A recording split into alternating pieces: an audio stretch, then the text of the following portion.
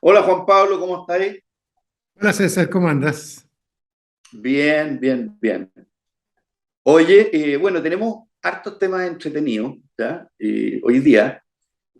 Uno es el tema de que yo creo que ni la derecha ni la izquierda saben por qué ganaron o perdieron el plebiscito. Y yo creo que eso es algo bien interesante, ¿ya? Que tiene ramificaciones y que tiene ramificaciones por todos lados, ¿ya? Después está el futuro del Frente Amplio, que yo creo que tiene que ver mucho con esto y tiene que ver con que definitivamente los republicanos salieron, ¿ya? Eh, y te tengo uno que es sorpresa, ¿ya? Pero que me encantaría saber tu opinión, que es, se está discutiendo y la izquierda está muy porfiada en el tema de que Chile es un Estado democrático, social, de derechos y la derecha quiere poner y libertades. Y a mí me llama la atención y que me encantaría que tú me explicaras cuál es el miedo a las libertades. ¿Ya? Pero partamos con el primer tema. ¿Ya? Yo creo que aquí hay una falta de diagnóstico que es grave sobre por qué unos ganaron y por otro que otros perdieron. Yo creo que las explicaciones que hasta ahora hemos escuchado no son buenas ni por un lado ni por otro. O sea, yo creo que gente de derecha que yo lo he escuchado aquí ganaron nuestras ideas, está profundamente equivocada, ¿ya? Y que el 64, el 62% no es, ¿ya? Gente de derecha, hay gente de derecha, obviamente, hay ideas de, hay, pero no. Y en el otro lado, el tema está, no, que gastaron una millonada de plata, que las redes sociales se apoderaron de ellas, que los medios, o sea, vino el líder de Podemos para acá y le echó la culpa una vez más a los medios, que en fin, en fin. Y yo creo que, yo quiero saber tu opinión, sobre todo por la izquierda. Yo creo que para la izquierda el hacer este diagnóstico tan tardío que tú tantas veces lo has dicho, ¿ya? Se acabó, se cayó el muro de Berlín, se acabó el paradigma y tenemos que volver, ¿ya? Con un socialismo democrático y esto probablemente debiera ser un impulso para replantearse cosas y para la derecha también. Así que te la dejo ahí la pelota. Pues el tema es precioso, César, en los dos ámbitos. En el ámbito general, de entender nuestro querido país, porque de algo que podemos estar todos orgullosos, los que ganaron desde luego y los que perdimos también, es que como sea, votaron 13 millones de personas. Veníamos de 8 millones de personas votando y estábamos tranquilos con los 8 millones porque veníamos de 7 y de 6 y tanto. Entonces, que hayan votado 13 millones de personas no puede ser sino una gran cosa. Y yo hallo que de las primeras cosas que nadie ha procesado bien es eso, César. Esto es un triunfo tremendo republicano en el sentido profundo. Uno de los déficits que tenía la democracia desde la restauración democrática del año 90 era esta pérdida progresiva, esta desconfianza del sistema y el alejamiento de la gente. No hemos encontrado nunca la fórmula. Inscripción obligatoria, voto voluntario, después inscripción obligatoria, perdón, inscripción voluntaria, voto obligatorio, y finalmente terminamos como debió haber sido desde el inicio.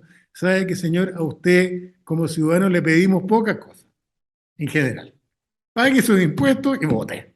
Pero esto es una obligación suya, esto no es voluntario porque es la base del sistema. Entonces, yo lo primero quiero celebrar eso. Segundo, eso supone un cambio en la realidad. Por eso yo creo que hay tanta gente perpleja, César, porque aquí tienes un electorado grande, y no pretendo dar la solución, pero pretendo plantear el problema.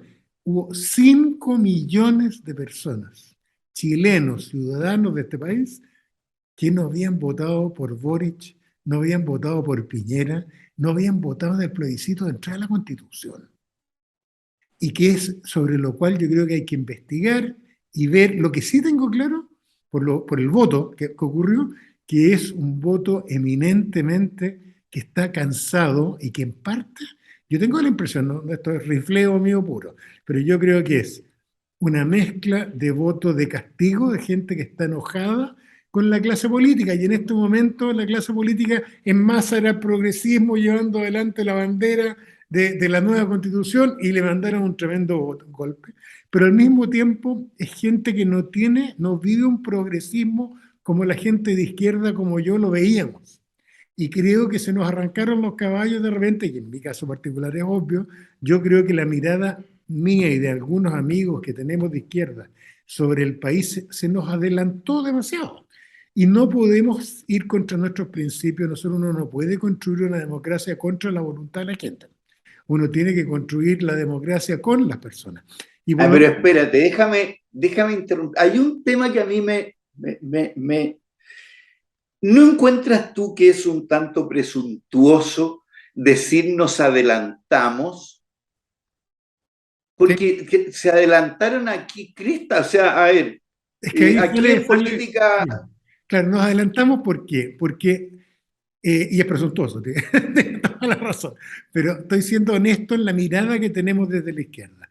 Es la mirada nuestra, y mía en particular, para no asumir a nadie más, es que nos hemos movido, en particular en Chile, desde el autoritarismo hacia niveles de profundización democrática. Yo soy partidario, tú conoces mi posición, de una sociedad mucho más democrática de lo que a lo mejor quiere el ciudadano medio chileno. Yo soy partidario de los jurados, soy partidario de que los jueces en ciertos niveles sean elegidos por la gente, soy partidario de empoderar a las personas de una forma tremenda, al tope lo que se pueda. Eso no necesariamente le gusta a muchas personas, pero mi impresión, y por eso tu crítica, es que vamos para allá, pero creo que vamos para allá a lo mejor en más tiempo del que uno espera, pero yo creo que vamos para allá. Yo tengo la impresión que no hay vuelta atrás en este camino que hemos tenido desde el siglo XIX a hoy día, de una sociedad de transición, de una sociedad absolutamente autoritaria y oligárquica a una sociedad que con torpeza pero va profundizando los niveles de empoderamiento de los individuos y de las comunidades. Entonces, en ese sentido, tú tienes razón, hay un gesto autorreferente sobre el tema, pero yo creo que, y hay toda una discusión ahí, César, ¿eh? Si esto que te estoy planteando es una agenda de izquierda o es una agenda más bien liberal y que puede cubrir a gente de derecha.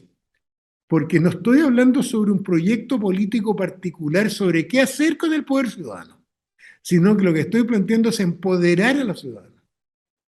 Y yo hallo que esta discusión que se ha dado constitucional, justamente a lo mejor nos pasamos de largo en esa línea, de buscar empoderar demasiado a las personas sin explicarlo antes, sin preparar a la gente y todo el cuento. Pero mi impresión es que vamos para allá y que por lo tanto yo creo que vamos a terminar con una ciudadanía muy empoderada, no sé si al estilo suizo, pero algo parecido. Me da un poco de temor el vamos de todas maneras hacia allá, porque eso también lo escuché yo en los 60 y a principios de los 70. El dedo implacable de la historia, ya el materialismo dialéctico que nos señala. Yo no estoy tan seguro de que no hay vuelta atrás, en primer lugar. Yo creo que Estados Unidos está en una vuelta atrás, yo creo que Italia está en una vuelta atrás, que estamos viendo varias cosas que a mí me dan temor, a mí me dan temor, Estoy de acuerdo ¿ya? contigo, Pero, pero estoy hablando de Chile yo. Tú tienes razón, en democracias hay democracias más viejas, desde luego la de Estados Unidos, que es la más vieja de todas, en que aquí uno puede sentir que hay regresiones o retrocesos. Pero en Chile yo tengo la impresión de que nosotros no hemos llegado al tope de empoderamiento ciudadano. Y ojo con eso, César, porque tú tienes razón de que en la izquierda, con nuestro materialismo dialéctico y con la dialéctica hegeliana que tenemos en el ADN, tendemos a creer que la historia está clavada. Y yo ya vengo de vuelta de eso.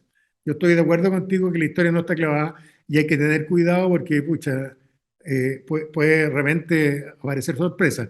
Pero yo tengo la impresión que en la situación actual chilena, la tendencia por las próximas décadas es una tendencia a profundizar la democracia y de poner la sociedad como yo creo que es el Estado al servicio de las personas y no como en las sociedades autoritarias de que la persona está al servicio del Estado. está bien, dime una cosa, y entonces, ¿cómo te explicas tú que en la discusión de bordes constitucionales la derecha está aceptando que Chile es un Estado democrático, social, de derechos, pero le agrega derechos y libertades? Y ahí, ¿cuál es el temor de la izquierda liberal de decir y libertades. ¿Por qué? O sea, ¿por qué no?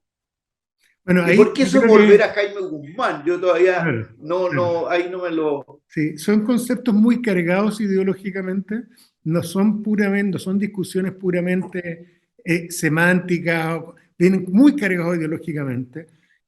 Una nota al margen nomás, una de las tareas que tenemos pendientes, César, en la izquierda, es redefinir el concepto socialismo.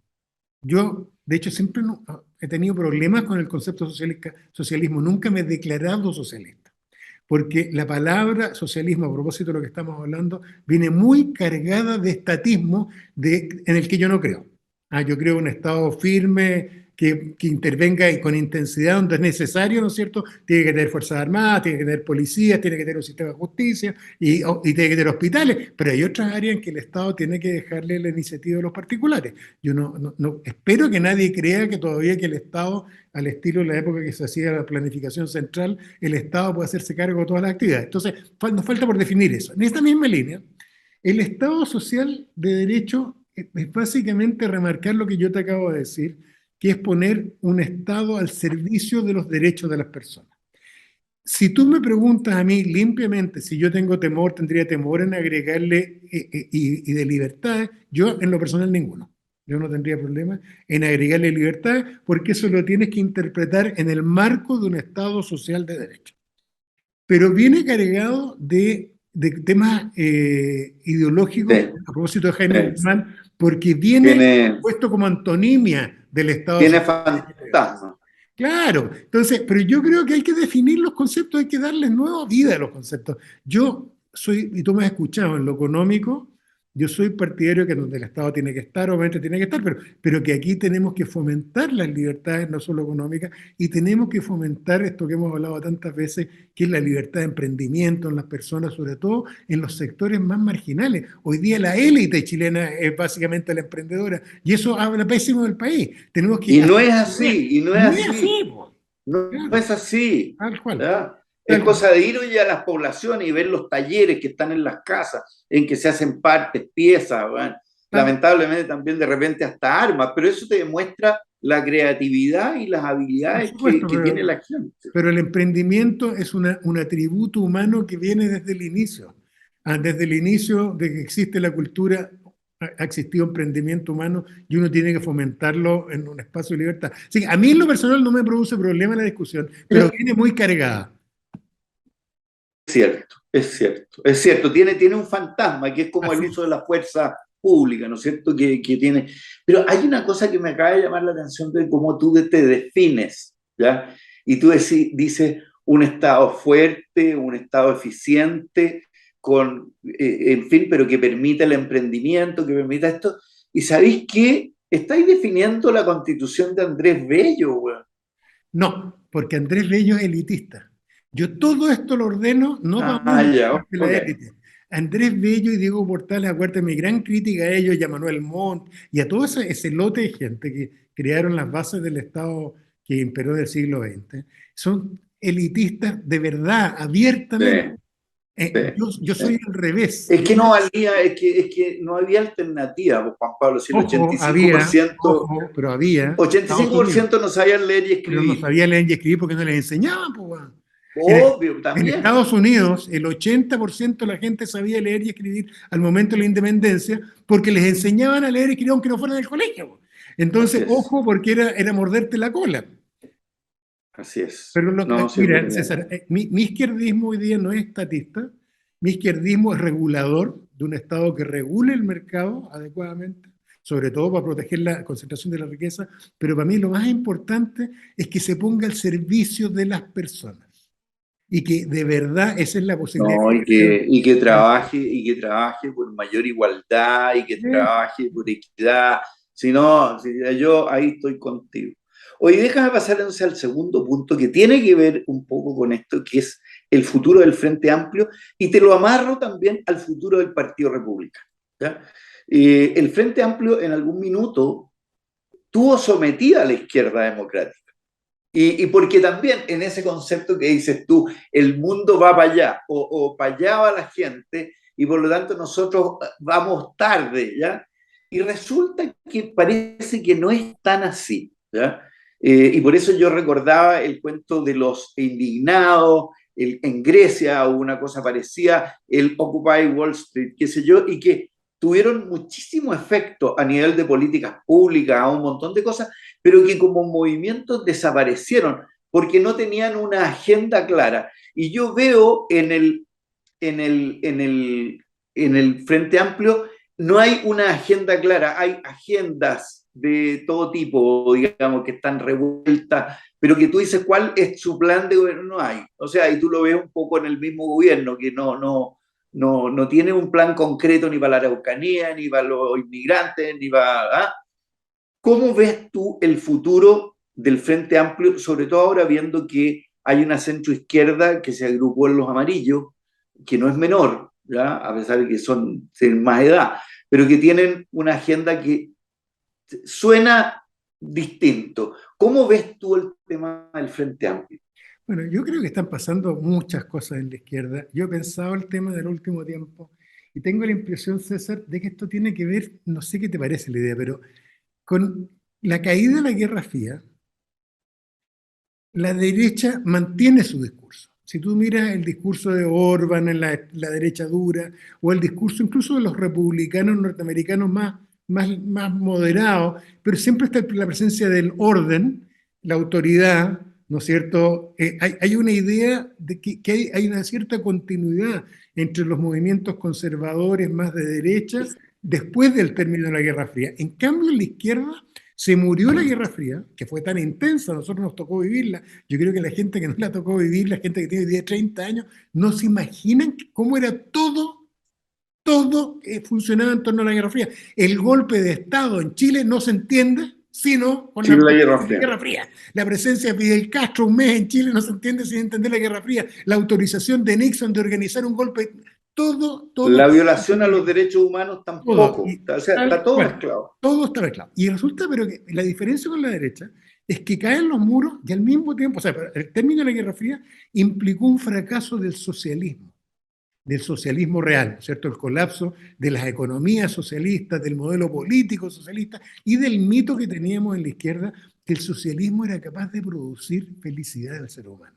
¿No es cierto? Porque esa era la excusa que dábamos. O sea, que no será lo ideal, pero créeme que la gente es más feliz porque puede ir al colegio. Y nos topamos, piensa que lo doloroso que es para alguien de izquierda, lo que eran de izquierda de buena fe. Y mirar Cuba y sentir que ha habido todo el socialismo que ha querido durante muchos años y la gente se quiere ir de Cuba, que en Venezuela tenemos un gobierno que se inspira en las mismas raíces socialistas y la gente se quiere ir de Venezuela. Entonces, yo creo que de ese shock que no pasó la derecha, al término de la Guerra Fría, la izquierda todavía no se reorganiza.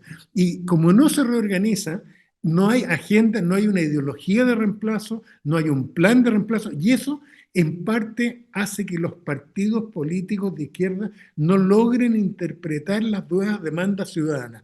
Yo te diría que lo único que ha surgido en forma más o menos con éxitos relativos, pero organizados y ordenados son los partidos ecologistas verdes, ¿no es cierto? Que han mantenido en el tiempo una Sí. ideología más o menos, pero son los únicos dentro de la izquierda. En el resto, a propósito del Frente Amplio, a propósito del propio PC, a propósito desde luego del Partido Socialista, como te decía antes, César, ni siquiera hemos logrado reconceptualizar el socialismo. Hay amigos míos de derecha que no les gusta el socialismo porque entienden que el socialismo es el socialismo de la Guerra Fría. Y hoy día hay que redefinirlo. Entonces, no hemos hecho la tarea en la izquierda y por eso que nos pasa lo que tú dices. Todos estos movimientos sociales que tú mencionaron son espontáneos porque no son dirigidos por los partidos, porque está desconectado la élite del pensamiento progresista nuevo. Entonces, yo lo hallo muy bonito el tema porque supone pensar mucho, dialogar mucho y rearmar la izquierda en torno, por lo menos la izquierda que es democrática, de un pensamiento duro, de izquierda firme, claro, para enriquecer la democracia Y el chilena. Frente Amplio, El volviendo, el Frente Frente Amplio ha Amplio. fracasado. El Frente Amplio no funcionaba. El Frente Amplio logró juntar a un grupo, una generación de gente, algunos muy buenos, sobre todo gente de convergencia social, muy buena, pero en general, yo te diría, un buen de gente, pero fallaron en esto que te estoy diciendo. Fallaron en decir, oye, hoy ser de izquierda supone Y nosotros proponemos algo que convoque, si al final la política es eso. Es decir, ¿sabes que yo creo que hay que hacer esto en el país y convocar a la gente a que concurra contigo a lograr ese objetivo común? ¿Por qué hemos fracasado? Por lo que tú dices. Porque hay una confusión dentro de los partidos, incluso dentro de la Revolución Democrática.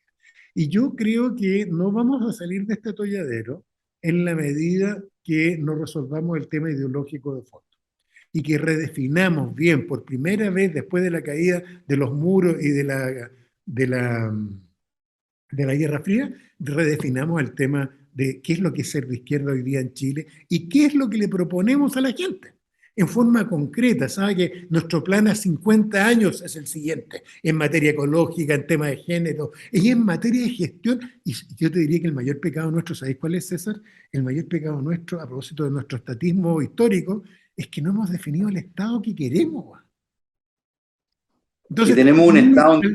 anquilosado, tenemos un Estado deficitario, anquilosado y con una burocracia impenetrable que ahora este gobierno lo está viendo. ¿Ah? Tal cual. Eh, de, No, y de, muy de, ineficiente en tantas áreas, pues César. Por eso digo, a mí siempre me duele el tema, porque del área que yo estoy en contacto siempre, que es el área de justicia, yo les he contado, pues, en nuestro sistema de justicia se estableció en 1823. Esa es la estructura. Más allá de algunos cambios cosméticos, pero esa es la estructura. Y no hemos sido capaces de pensar, de ayornar nuestro sistema de justicia, pues, y ese no es un tema ideológico. Es como el tema de seguridad, ese no es un tema ideológico. Aquí tú podrías juntar gente de derecha e izquierda a pensar el sistema de justicia. Bueno, entonces yo creo que hemos estado muy flojos en lo intelectual y eso tiene que ver, César, creo yo, para terminar el tema, en mi opinión por lo menos, que le pusimos durante la Guerra Fría, armamos este sistema que se parecía casi a una religión. No sé si tú has fijado, pero el comunismo, el socialismo duro, francés, alemán, Marx, en sí, sobre todo, pero San Simón también, era una cosa de una intensidad feroz. Y por eso que tenía la producción cultural que tenía. Por eso que la gente de izquierda tenía buenos actores, escritores, poetas, porque era una intensidad emocional enorme. Y se cayó, po. Y es tal el shock de que este modelo en el cual nosotros soñamos casi con fervor religioso, de que íbamos a mejorar al ser humano, de que las cosas iban a resultar, y cayó muy mal, que no hemos sido capaces de enderezarnos intelectualmente, no hemos sido capaces de establecer. Yo en lo personal, estoy hablando en plural por mi sector, pero yo la verdad es que tengo bastante, humildemente, bastante claras estas cosas de cómo lo deberíamos hacer, pero no soy político profesional, así que opino como ciudadano. Como decía, tú viviste ese evento de Lelutier cuando cambian el himno nacional y entonces le dice, tanto nos hicieron callar que hasta el muro se cayó. Oye, y vamos ahora a nuestra querida Latinoamérica, Brasil. Yo creía, tú creías, las encuestadores creían que Lula ganaba al galope, ¿ya? Y que era un 45, 55 o más, ¿ya? Y resultó que fue súper estrecho, o sea, mucho más estrecho de lo que la gente pensaba, y que además en las parlamentarias y en gobernadores ganó Bolsonaro. Y hay algo ahí que yo no sé si tú lo has leído, yo, para mí me queda grande el tema, ¿eh? Para mí Mira, me queda ¿sabes, grande. César? Pensando en la época, a propósito, nos gusta la historia, a mí también me queda grande, pero especulando, a propósito, uno siempre habla de la democracia griega y nadie se pregunta qué pasó con la democracia griega. ¿Por qué duró tan poco después de que perdieron la guerra del Peloponeso y llegaron los tiranos, eso que nombraron los espartanos, y colapsó posteriormente? Sobrevivió puntualmente algunos, pero creo que esto, y esto lo hemos hablado otras veces, se opone al pensamiento democrático las ganas de cierto orden, César. Si yo tuviera que especular, yo te diría que tenemos casi una cosa tribal. ¿Cómo gente buena persona en Rusia puede gustarle Putin? ¿Cómo norteamericanos, algunas buenas personas, les puede gustar Trump? ¿Cómo hay Me gente... piensa tú en Alemania, el país más culto de Por Europa. eso, ¿qué pasó con los alemanes? ¿Qué pasó en Chile con Pinochet? ¿Cómo puede haber chilenos que apoyan a los cubanos? Hay algo que se opone a la cosa democrática, el tema de derechos humanos, a las libertades y a la participación igualitaria, que es el tema más mesiánico de la autoridad y del orden.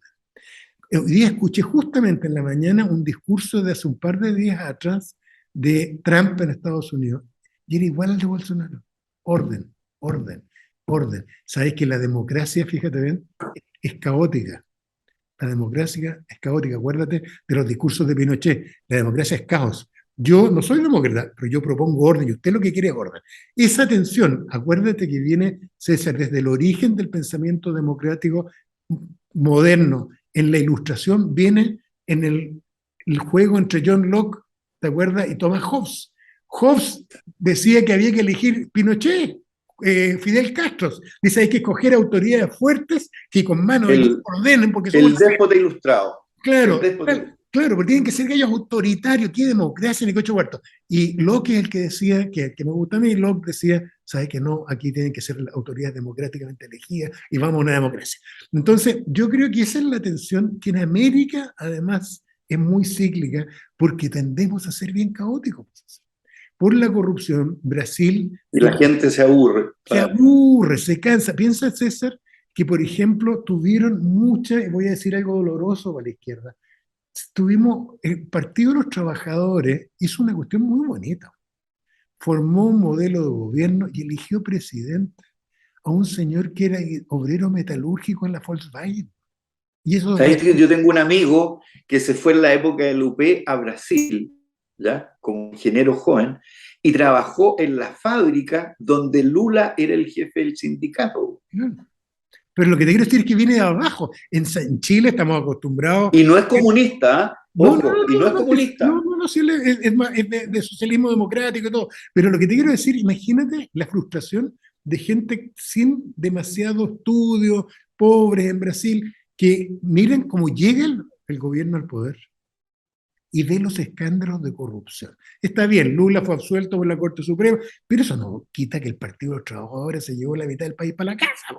Acuerde de Petrobras y los coimetazos de Petrobras y Odebrecht y todo el cuento. Entonces, hay un momento en que la gente, que a mí me pasa lo contrario, cuando yo veo los defectos de la democracia, quiero más democracia. Hay gente que reacciona frente a los defectos de la democracia, que siempre son muchos, reacciona yéndose al autoritarismo. Y cuando tú mezclas eso con el populismo, y surgen estos gallos que reúnen todo esto, incluso el Víctor Orbán, que se ve torpe, pero son carismáticos, son gallos carismáticos. Y se te produce esta cuestión que es como el cáncer en una sociedad, que es que la gente da lo mismo si de izquierda o de derecha, porque ocurre por los dos lados. Entra ¿sabes qué me da lo mismo? No sé si tú te acuerdas, la gente como te dice, mira, me da lo mismo de la política, yo quiero poder trabajar tranquilo, quiero orden para trabajar tranquilo. Claro. Y con eso Claro. terminé justificando a Fidel Castro, o a Pinochet, o a Víctor Orbán, o a Trump, o al que sea. Y a Hitler. Y a Hitler. Es todo. Hay un discurso genial cuando él se dirige en el día a sus más fieles en el Nuremberg el año 35, que dice, la democracia fluctúa, va para allá, viene para acá. Nosotros le ofrecemos al pueblo alemán un polo inamovible, la referencia. El orden, tal cual, el orden. Entonces yo creo que eso es normal, es doloroso, y tengo la impresión que Brasil le juega muy en contra ser tan grande. Chile tenemos la ventaja, y tú sabes que tú lo has más chiquitito. Chiquitito y angosto, entonces súper fácil de controlar. Brasil es como Estados Unidos, son países gigantescos, federales de verdad, y federales de verdad, además con unos estados gigantes adentro, pero que son muy difíciles de gobernar, es muy difícil de gobernar, a diferencia de Chile. Entonces, yo creo que esa es la mezcla, y espero que gane Lula, pero la cosa me da la impresión que está abierta por la votación que de los gobernadores. Está bien. Ya, Juan Pablo, vamos a la parte más light. Película, libro, restaurante. Mira, en película voy a iniciar una serie por los próximos programas de recomendar películas de temas legales. Entonces, películas y series de temas legales que mostrando algunos errores y otras cosas. Vamos a ver que hay muchas películas de temas legales, de juicio y cosas, que son un poco irreales, por ejemplo, porque tienden a sostener que abogados muy jóvenes, fiscales muy jovencitos, pueden ser estrellas, rutilantes, y eso es muy raro. Es muy raro. La profesión de Grisham, a la Grisham. Claro, a la Grisham, que es típico el cuento. Entonces, y eso no es así. Y por eso me gusta como primera recomendación Better Call Saul, ¿no? ¿Cierto? Mejor llama a Saúl, a Saul, que es una serial que es un spin-off, ¿no es cierto? Una derivación de Breaking Bad, muy buena. Muy buena, ya mira. en que muestra un abogado, es más, es en tono un poco de comedia, un abogado de narcos y de malos que es buena persona, que es un buen ser humano, pero muestra dilemas desde el punto de vista legal muy buenos, ha ganado todos los premios, acaba de terminar. La serie tiene, ya no me acuerdo cuántas temporadas, tiene un buen lote de temporadas, yo he visto varias y es muy buena y la recomiendo. Ya, qué bueno. Como libro, a propósito de lo mismo y de lo poco que sabemos de repente de historia de América Latina, recomiendo este librito de un señor Felipe Ávila y de Pedro Salmerón, que es, porque la Revolución Mexicana es extraordinariamente compleja, es Extraordinaria, muy largo, extraordinaria, pero esta es una especie extraordinaria. de introducción a la Revolución Mexicana Mira, en 250 páginas. Lo recomiendo mucho, lo compré por Amazon también, está en castellano, pero lo venden en Chile, porque para el que no sabe nada, piensen que la Revolución Mexicana fue antes de la Revolución Rusa, pero además muestra las tensiones y sociales. duró mucho más. Duró mucho más, fue extraordinariamente sangrienta. A propósito de la gente que no entiende por qué México es tan violento, esta revolución fue extraordinariamente sangrienta y tiene que ver además en parte con la crisis que significó que ellos eligieran un presidente que era indígena, que no venía de la élite, y esto generó, entre otras crisis, terminó, ¿no es cierto?, en el porfiriato, Porfirio Díaz, y después en la Revolución Mexicana. Lo recomiendo, tema maravilloso. Y el restaurante Rivoli, que es un restaurante italiano que está en Providencia, muy bueno, es de un italiano, Rivoli, ¿verdad? pero El es Rivoli. extraordinario, no es barato, tampoco es tan caro, no es barato, pero la verdad es que es de los mejores restaurantes que hay en Santiago, así que lo recomiendo. ¿Y tú, César? Ya en película, en Netflix, Insondable, que es la película de el Nautilus, del gallo que era el dueño del Nautilus, el que hizo el Nautilus, el submarino, ¿ya? Y es un tema es en realidad, más que una película, es como es real, digamos, es Documental. como de investigación, muy, muy bueno, ¿ya?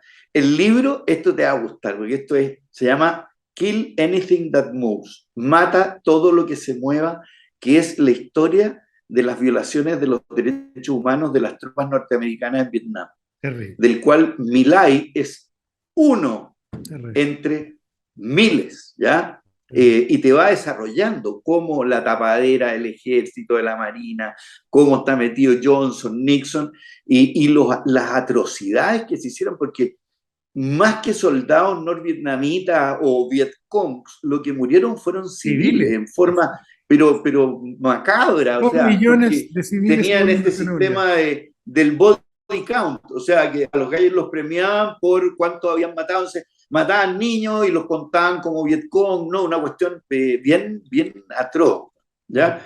Y el restaurante El Jardín Secreto, en Alonso Córdoba. No lo he probado, ¿eh? Parece que es bueno. Ay, sí. Oye, no, pero el que es bestial, weón, la dicha. Sí. Eso, si la dicha había superado todo. Pero bueno, ya Ya, Juan Pablo, nos vamos a vemos seguir la con los próxima temas. semana. Cuídate Y mucho. ese, tú también, César, cuídense todos. Eso, que estén bien.